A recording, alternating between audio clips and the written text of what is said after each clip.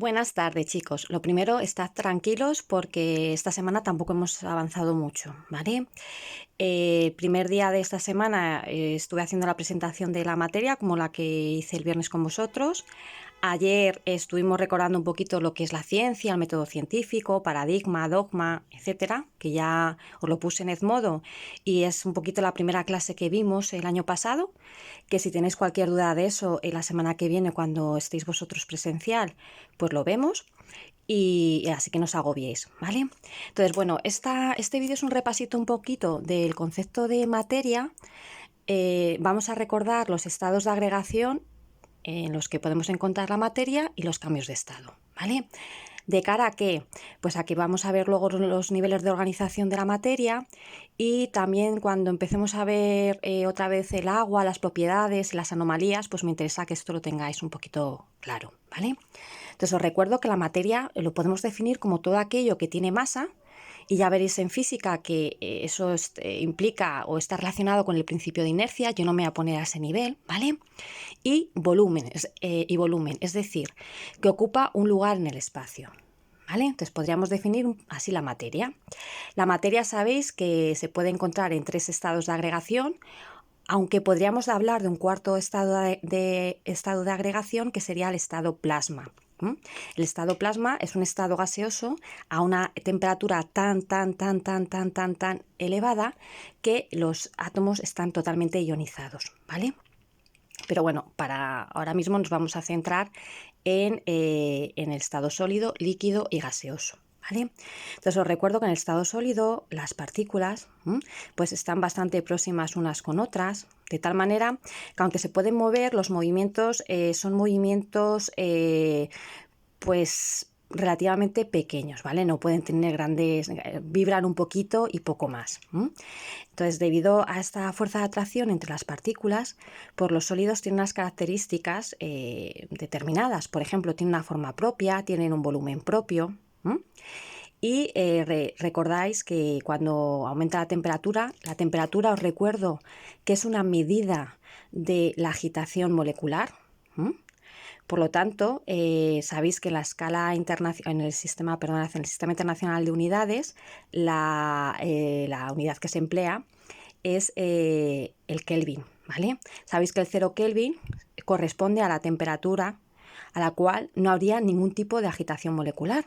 Entonces, no tiene sentido hablar de grados Kelvin negativos porque a esa temperatura, o sea, ya a 0 Kelvin ya no hay movimiento. Lo digo por si alguna vez en algún problema de química os sale, porque habéis metido mal los datos a la calculadora, cualquier cosa, os salen kelvins negativos, que os deis cuenta que eso no es posible. Y además es que si lo dejáis así, estáis indicando que no entendéis lo que es la temperatura, porque la temperatura es una medida de agitación molecular, ¿vale?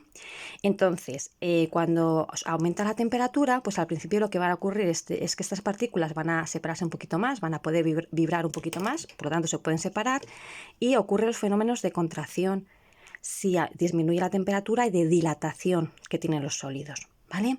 Si aumentamos la temperatura, va a llegar un momento que vamos a dotar a ese sólido de la temperatura necesaria para que se produzca un cambio de estado, ¿vale?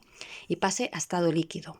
Los líquidos, las partículas están un poquito más separadas, pueden moverse un poquito más, puede haber cierto choque de alguna partícula con otra, se produce cierta presión, que es la presión hidrostática de los líquidos. Si seguimos aumentando la temperatura, perdonad, de los líquidos cabe decir que tienen volumen propio, 1 litro de cualquier líquido es 1 litro, pero la forma es la del recipiente que lo contiene, ¿vale? Dependiendo del recipiente, pues toma esa forma. Si yo sigo aumentando la temperatura, se produce un cambio de estado y tengo el estado gaseoso, en el cual pues las partículas o los átomos vibran, se mueven en todas las direcciones, chocan unas con otras, y sería el estado gaseoso, ¿vale? Conforme vamos disminuyendo la temperatura, pues se puede producir el cambio de estado en el otro sentido. Os recuerdo que también hay cambios de estado en los cuales podemos pasar directamente de sólido a gaseoso sin pasar por estado líquido. Por ejemplo, la naftalina esta que se pone en los armarios contra las polillas, que bueno, aparte que es súper tóxica, pues está en estado sólido y directamente lo que hace es pasar a vapor, a gas, ¿vale? Y por ejemplo, las fumarolas de los volcanes, pues los gases de azufre directamente tienen un enfriamiento muy rápido y pasan, por ejemplo, a mineral azufre sin pasar por estado líquido, ¿vale? Espero que con esto pues os haya quedado un poquito claro estos conceptos que, bueno, que los veis un poquito en primero de la ESO, se ve en segundo de la ESO, en física y química en tercero, lo habréis visto en cuarto, lo habéis visto el año pasado en primero de bachillerato, yo también os lo recordé y os lo vuelvo a recordar este año. Si tenéis cualquier duda, me podéis preguntar en el mensaje en el cual cuelgue este vídeo o en clase, ¿vale? Sin ningún problema. Bueno, besote chicos, chao.